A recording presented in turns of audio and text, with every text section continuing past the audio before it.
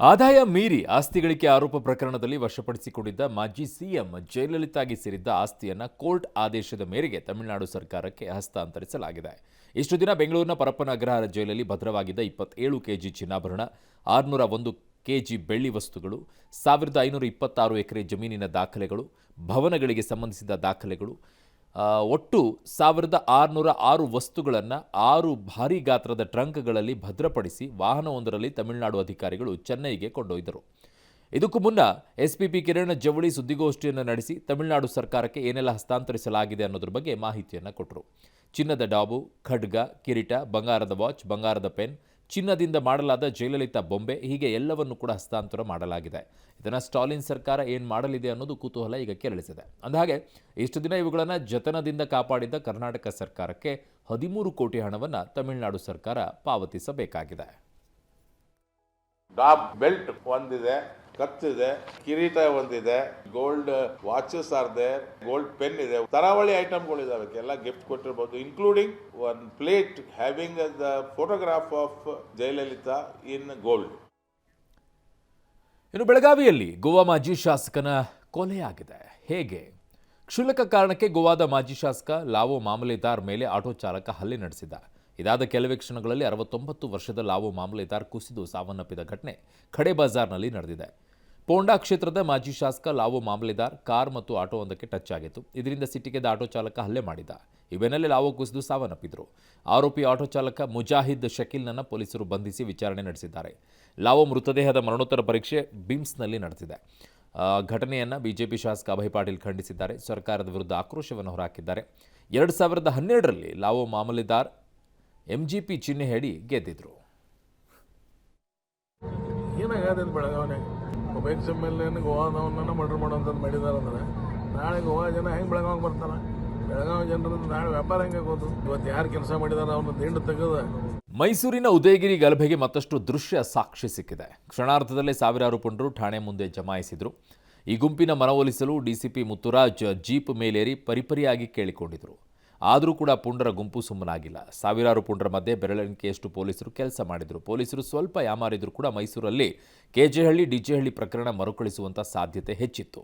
ಇನ್ನು ಉದಯಗಿರಿ ಗಲಭೆಯನ್ನು ಕೇಂದ್ರ ಸಚಿವ ಪ್ರಹ್ಲಾದ್ ಜೋಶಿ ಖಂಡಿಸಿದ್ದಾರೆ. ಕಾಂಗ್ರೆಸ್ ಸರ್ಕಾರ ಬಂದ ಮೇಲೆ ಮತಾಂಧ ಶಕ್ತಿಗಳು ದೊಡ್ಡ ಮಟ್ಟದಲ್ಲಿ ತಲೆ ಎತ್ತುತ್ತಿವೆ. ಇದೊಂದು ಪೂರ್ವ ನಿಯೋಜಿತ ಕೃತ್ಯ. ಕಾಂಗ್ರೆಸ್ ಬೆಂಬಲದಿಂದ ಇಸ್ಲಾಂ ಮತಾಂಧ ಶಕ್ತಿಗಳು ಈ ರೀತಿ ವರ್ತಿಸ್ತಿವೆ ಅಂತ ಜೋಶಿ ಅವರು ಆಕ್ರೋಶವನ್ನು ಹೊರಹಾಕಿದ್ದಾರೆ. ಆರ್ಎಸ್ಎಸ್ ವಿರುದ್ಧ ಆರೋಪ ಮಾಡುತ್ತಿರುವ ಕಾಂಗ್ರೆಸ್ಸಿಗರಿಗೆ ಹುಚ್ಚು ಹಿಡಿದಿದೆ ಅಂತ ಅಶೋಕ್ ಅವರು ವಾಗ್ದಾಳಿ ನಡೆಸಿದ್ದಾರೆ. ಇಸ್ಲಾಮಿಕ್ ಮತಾಂಧ ಶಕ್ತಿಗಳು ಇವರು ಕಾಂಗ್ರೆಸ್ಸಿನ ಕುಮ್ಮಕ್ಕಿನ ಮೇರೆಗೆ ಈ ರೀತಿ ವರ್ತಿಸ್ತಾ ಇದ್ದಾರೆ. ಇದು ಪೂರ್ವ ತಯಾರಿ ಇಲ್ಲ ಆಗಲಿಕ್ಕೆ ಸಾಧ್ಯ ಇಲ್ಲ. ಇದು ಈ ರೀತಿಯಾದಂಥ ನಿಮ್ಮ ಎಡಬಿಡಂಗಿತನದ ಕಾರಣದಿಂದನೇ ಇಷ್ಟೊಂದು ದೊಡ್ಡ ಪ್ರಮಾಣದಲ್ಲಿ ಗಲಭೆ ದೊಂಬಿ. Congress is directly responsible for this. ಮತಾಂಧ ಸಂಘಟನೆಯನ್ನು ಮುಂದುವರಿಸಲಿಕ್ಕೆ ಒಳ್ಳೆಯ ಅವಕಾಶ ಕಾಂಗ್ರೆಸ್ ಪಾರ್ಟಿ ಇದ್ದಿದ್ದು ಅನ್ನುವಂಥದ್ದು ಅವರ ಮಾನಸಿಕತೆ ಆಗಿದೆ. RSSಗೂ ಈ ಘಟನೆಗೆ ಏನು ಸಂಬಂಧ ಇದೆ? ಕಾಂಗ್ರೆಸ್ ಅವ್ರಿಗೆಲ್ಲ ಬುದ್ಧಿಭ್ರಮಣೆ ಆಗೋಗ್ಬಿಟ್ಟೈತೆ. RSS ಅವರೆಲ್ಲ ಒಂದೇ ದಿನ ದಾಡಿ ಬಿಟ್ಕೊಂಡು ವೇಷಗಳು ಎಲ್ಲಿ ಸಿಗ್ತವೆ, ಅಷ್ಟು ಟೋಪಿಗಳು ಎಲ್ಲಿ ಸಿಗ್ತವೆ, ಅಷ್ಟು ಪೈಜಾಮಾಗಳು ಎಷ್ಟು ಸಿಗ್ತೈತೆ, ಅಷ್ಟು ಗಡ್ಡ ಎಲ್ಲಿ ಸಿಗ್ತೈತೆ? ಹುಚ್ಚಿಡ್ಬೇಕು ಕಾಂಗ್ರೆಸ್ ಅವ್ರಿಗೆ. ರಾಜಕೀಯದ ತೆವಲು ತೀರ್ಸ್ಕೊಳಕ್ಕೋಸ್ಕರ ಸುಮ್ಮನೆ RSS ಮೇಲೆ ಆಪಾದನೆ ಮಾಡೋ. ಬಿಜೆಪಿ ಅವಧಿಯಲ್ಲಿ ಸ್ಥಾಪಿಸಿದ್ದ ರಾಜ್ಯದ ವಿಶ್ವವಿದ್ಯಾಲಯ ಮುಚ್ಚಲು ಈಗ ಮುಂದಾದ ರಾಜ್ಯ ಸರ್ಕಾರದ ವಿರುದ್ಧ ವಿಪಕ್ಷ ವಾಗ್ದಾಳಿ ನಡೆಸಿದೆ. 4 ಲಕ್ಷ ಕೋಟಿ ಮೊತ್ತದ ಬಜೆಟ್ ಮಂಡಿಸೋ ಕೊಟ್ಟಂತ ಸಿದ್ದರಾಮಯ್ಯನವರಿಗೆ ವಿವಿಗಳಿಗೆ ಕೇವಲ 342 ಕೋಟಿ ಕೊಡೋಕ್ಕಾಗಲ್ವಾ ಅಂತ ಅಶೋಕ್ ಅವರು ಪ್ರಶ್ನಿಸಿದ್ದಾರೆ.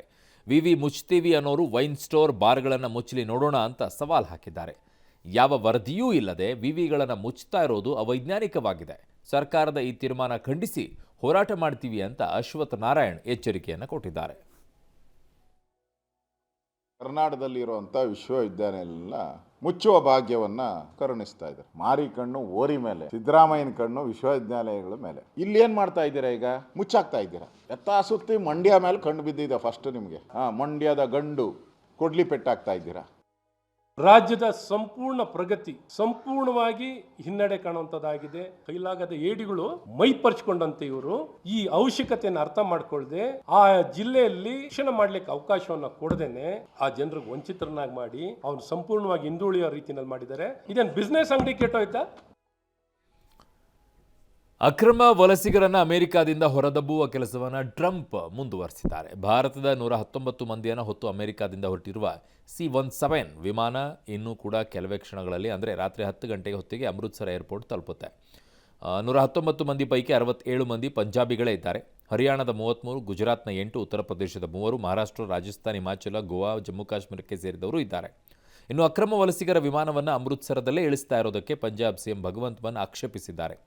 ಪಂಜಾಬ್ ಪ್ರತಿಷ್ಠೆ ಮಣ್ಣುಪಾಲು ಮಾಡಲು ಕೇಂದ್ರ ಹೀಗೆ ಮಾಡ್ತಾ ಇದೆ ಅಂತ ಆರೋಪಿಸಿದ್ದಾರೆ.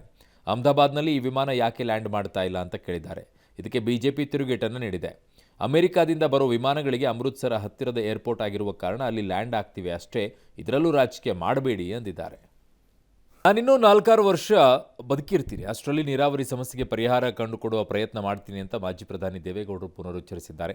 ಗೋದಾವರಿ, ಕೃಷ್ಣ, ಕಾವೇರಿ ನೀರಾವರಿ ಯೋಜನೆಯಲ್ಲಿ ಕರ್ನಾಟಕಕ್ಕೆ 25 TMC ನೀರು ಕೊಡಬೇಕು. ಸದ್ಯ ನಮಗೆ 15 TMC ನೀರು ಬರ್ತಾ ಇದೆ. ಈ ಪ್ರಮಾಣವನ್ನು 25 TMCಗೆ ಹೆಚ್ಚಳ ಮಾಡಬೇಕು ಅಂತ ಒತ್ತಾಯ ಮಾಡಿದ್ದಾರೆ. ನೀರಾವರಿ ವಿಚಾರವಾಗಿ ನಮ್ಮಲ್ಲಿ ಯಾವುದೇ ರಾಜಕೀಯ ಇಲ್ಲ. ಸಿದ್ದರಾಮಯ್ಯ, DK ಶಿವಕುಮಾರ್, ಕಾಂಗ್ರೆಸ್ ಸಂಸದರು ಸೇರಿ ಎಲ್ಲರ ಜೊತೆಗೆ ಮಾತನಾಡೋಕ್ಕೆ ಸಿದ್ಧ. ನಮಗೆ ಸಮಸ್ಯೆ ಪರಿಹಾರ ಆಗಬೇಕು ಅಂದರು. ನೀರಾವರಿ ಯೋಜನೆಗಳಿಗಾಗಿ ನಾನು ಸದಾ ಹೋರಾಟ ಮಾಡೋಕ್ಕೂ ಸಿದ್ಧ ಅಂದಿದ್ದಾರೆ. ನಾನು 4 ವರ್ಷ ಬದುಕಿರ್ತೇನೆ, ಹೋರಾಟ ಮಾಡ್ತೇನೆ. ಅಷ್ಟರೊಳಗೆ ಈ ಸಮಸ್ಯೆಯನ್ನು ಬಗೆಹರಿಸಲೇಬೇಕು ಅನ್ನೋದು ನನ್ನ ದೃಢ ಸಂಕಲ್ಪ ಇದೆ. ಹೋರಾಟ ಮಾಡುತ್ತೇನೆ. ಇನ್ನು ಪಂಜಾಬ್ನ ಪಟಿಯಾಲ ಬಳಿ ಸಂಭವಿಸಿದ ರಸ್ತೆ ಅಪಘಾತದಲ್ಲಿ ರಾಜ್ಯದ ಕಬ್ಬು ಬೆಳೆಗಾರರ ಸಂಘದ ರಾಜ್ಯಾಧ್ಯಕ್ಷ ಕುರುಬೂರು ಶಾಂತಕುಮಾರ್ ಗಂಭೀರವಾಗಿ ಗಾಯಗೊಂಡಿದ್ದಾರೆ. ಕುರುಬೂರು ಶಾಂತಕುಮಾರ್ ಪ್ರಯಾಣಿಸ್ತಾ ಇದ್ದ ಕಾರು ನಿನ್ನೆ ಪಟಿಯಾಲ ಬಳಿ ಡಿವೈಡರ್ಗೆ ಡಿಕ್ಕಿ ಹೊಡೆದಿದೆ. ಅಪಘಾತದಲ್ಲಿ ಕುರುಬೂರು ಶಾಂತಕುಮಾರ್ ಹಾಗೂ ತಮಿಳುನಾಡಿನ ಪಾಂಡಿಯನ್ ಗಾಯಗೊಂಡಿದ್ದಾರೆ. ಸ್ಥಳೀಯ ಆಸ್ಪತ್ರೆಗೆ ದಾಖಲಾಗಿದ್ದ ಕುರುಬೂರು ಶಾಂತಕುಮಾರನ್ನು ಬೆಂಗಳೂರಿಗೆ ಏರ್ಲಿಫ್ಟ್ ಮಾಡಲು ಕೇಂದ್ರ ಸಚಿವ ಸೋಮಣ್ಣ ವ್ಯವಸ್ಥೆ ಮಾಡಿದ್ದಾರೆ. ಲವ್ ಜಿಹಾದ್ ತಡೆಯಲು ಮಹಾರಾಷ್ಟ್ರ NDA ಸರ್ಕಾರ ಹೊಸ ಕಾನೂನು ತರೋಕೆ ಚಿಂತನೆಯನ್ನ ನಡೆಸಿದೆ. ಪ್ರೀತಿ ಪ್ರೇಮದ ಹೆಸರಿನಲ್ಲಿ ನಡೆಯುವ ಮತಾಂತರ ತಡೆಯೋಕೆ ಯಾವ ರೀತಿಯ ಕಾನೂನು ರೂಪಿಸಬೇಕು ಅನ್ನೋದ್ರ ಬಗ್ಗೆ ವರದಿ ನೀಡೋಕೆ 7 ಸದಸ್ಯರ ಸಮಿತಿಯನ್ನು ರಚಿಸಿದೆ. ಆದರೆ ಇದಕ್ಕೆ ವಿಪಕ್ಷಗಳಿಂದ ತೀವ್ರ ಆಕ್ಷೇಪ ವ್ಯಕ್ತವಾಗಿದೆ. ಪ್ರೀತಿ ಪ್ರೇಮ ಮದುವೆ ಎನ್ನುವುದು ವೈಯಕ್ತಿಕ ವಿಚಾರ. ಸರ್ಕಾರ ಇದರ ಬಗ್ಗೆ ತಲೆಕೆಡಿಸಿಕೊಳ್ಳುವ ಬದಲು ಅಭಿವೃದ್ಧಿ ಕಾರ್ಯಗಳತ್ತ ಗಮನ ಹರಿಸಬೇಕು ಅಂತ NCPಯ ಸುಪ್ರಿಯಾ ಸುಳೆ ಒತ್ತಾಯಿಸಿದ್ದಾರೆ. ಮುಸ್ಲಿಮರಿಗೆ ಕಿರುಕುಳ ನೀಡಲು, ಕೋಮು ವಿಚಾರಗಳಲ್ಲಿ ಪ್ರಚೋದನೆ ಉಂಟು ಮಾಡಲು ಸರ್ಕಾರ ಪ್ರಯತ್ನ ನಡೆಸ್ತಾ ಇದೆ ಅಂತ ಸಮಾಜವಾದಿ ಪಕ್ಷ ಆಕ್ರೋಶ ಹೊರಹಾಕಿದೆ. ಲವ್ ಜಿಹಾದ್ ಅನ್ನೋದು ಊಹಾಪೋಹ ಅಷ್ಟೇ ಅಂತ ಕಾಂಗ್ರೆಸ್ ಹೇಳಿದೆ. ಸ್ಯಾಂಡಲ್ವುಡ್ನಲ್ಲಿ ಮತ್ತೊಂದು ಮದುವೆ ಸಂಭ್ರಮ. ಆಕ್ಟರ್ ಡಾಲಿ ಧನಂಜಯ್, ಡಾಕ್ಟರ್ ಧನ್ಯತಾ ಅವರ ಆರತಕ್ಷತೆ ಮೈಸೂರಿನ ವಸ್ತು ಪ್ರದರ್ಶನ ಮೈದಾನದಲ್ಲಿ ನಡೀತಾ ಇದೆ. ರಾಜ್ಯಪಾಲ ಗೆಹ್ಲೋಟ್, ಸಚಿವ ಜಮೀರ್ ಅಹಮದ್, ಮಾಜಿ ಸಚಿವ ರಾಮುಲು, ಉಮಾಶ್ರೀ, ನಟ ಉಪೇಂದ್ರ, ದಂಪತಿ ನಟ ಶ್ರೀಮುಳಿ, ನಟಿ ಸಪ್ತಮಿಗೌಡ, ಅಶ್ವಿನಿ ಪುನೀತ್ ಸೇರಿ ಹಲವು ಗಣ್ಯರು ಶುಭ ಹಾರೈಸಿದ್ದಾರೆ. ನಾಳೆ ಡಾಲಿ ಧನಂಜಯ್ ಮತ್ತು ಧನ್ಯತಾ ಹಸೆಮಣೆ ಏರಲಿದ್ದಾರೆ.